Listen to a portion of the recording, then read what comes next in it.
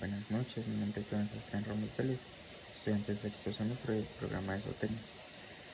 En este video les voy a hablar sobre el periodo que me tocó a mí, en este caso es de 1894 a 1896, de Miguel Antonio Caro.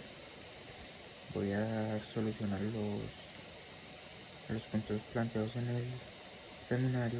Como primero tenemos los antecedentes y momento histórico. Bueno, para entender las políticas agrarias de Miguel Antonio Caro es importante recordar el contexto de finales del siglo XIX en Colombia.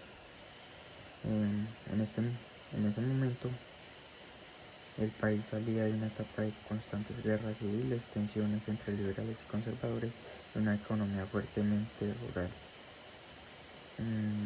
La mayoría de las poblaciones vivían en el campo y dependían directamente de la tierra para sobrevivir. Caro llega al poder dentro del proyecto político conocido como la Regeneración, iniciado por Rafael Núñez, que buscaba reorganizar el Estado, fortalecer la Iglesia Católica y restablecer el orden conservador después de los años de federalismo liberal. El país en términos económicos dependía casi exclusivamente de la agricultura tradicional, particularmente del café, el tabaco y el cacao, pero existía una gran desigualdad en la distribución de la tierra. Los grandes latifundios estaban en manos de pocas familias, mientras que la mayoría campesina carecía de propiedades o cultivaba en condiciones precarias. Socialmente, Colombia vivía un ambiente de tensión. Los élites conservadores controlaban el poder político y económico, mientras las clases campesinas quedaban marginadas de las decisiones sobre el uso de la tierra. En lo político predominaba un autoritarismo centralista, pues Caro, de pensamiento profundamente conservador, incluso suspendió algunas libertades para mantener el orden y la unidad nacional. En segundo punto tenemos la descripción de las políticas agrarias. Durante el gobierno de Caro, las políticas agrarias estuvieron marcadas por una visión conservadora y centralista. No se impulsaron reformas redistributivas, sino medidas destinadas a fortalecer el control del Estado y de la Iglesia sobre la propiedad rural. Uno de los ejes fue la defensa de la propiedad privada y el respeto a los grandes hacendados, considerados como los garantes del orden social.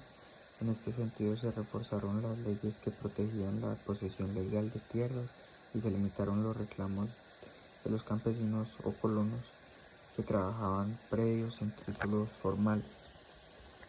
Además, durante este periodo se promovió la restitución de bienes eclesiásticos, devolviendo a la Iglesia parte de las propiedades que habían sido expropiadas durante los gobiernos liberales.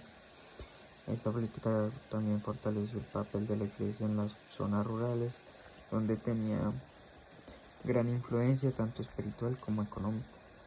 Otro aspecto relevante fue la consolidación de una estructura agraria tradicional, donde las tierras comunales o baldías siguieron siendo entregadas preferentemente a grandes propietarios, militares legales o figuras del régimen, más que a campesinos. Esto impidió que se democratizara el acceso a la tierra y perpetuó el modelo de latifundio. Como tercer punto, impactos de las políticas agrarias. Los efectos de las políticas agrarias de Caro fueron profundamente desiguales. En términos económicos, la producción agrícola se mantuvo estable, pero sin grandes innovaciones ni mejoras en las condiciones del campesino.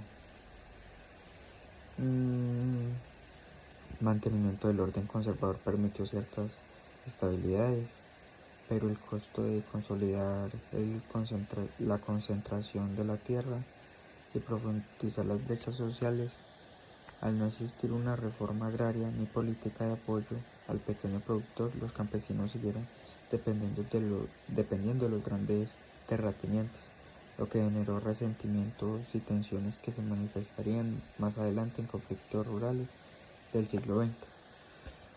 Desde el punto de vista político, las políticas de Caro reforzaron la autoridad del Estado central y el papel moralizador de la Iglesia, pero restringieron la participación ciudadana y la posibilidad de que sectores rurales tuvieran voz propia.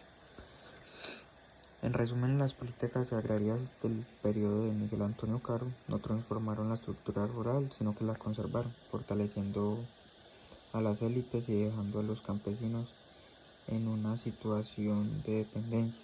Esto tuvo consecuencias durante la historia agraria de Colombia, contribuyendo a los conflictos sociales por la tierra que se mantendrían durante todo el siglo XX. En conclusión, podemos decir que el gobierno de Miguel Antonio Caro representó una etapa de continuidad del modelo agrario tradicional, donde la tierra seguía concentrada y la política estaba al servicio de la estabilidad conservadora más que del progreso rural. Aunque logró mantener el orden y fortalecer la unidad nacional, no abordó las profundas desigualdades en el campo, dejando pendiente la cuestión agraria, que más tarde sería uno de los grandes retos del país. Muchísimas gracias.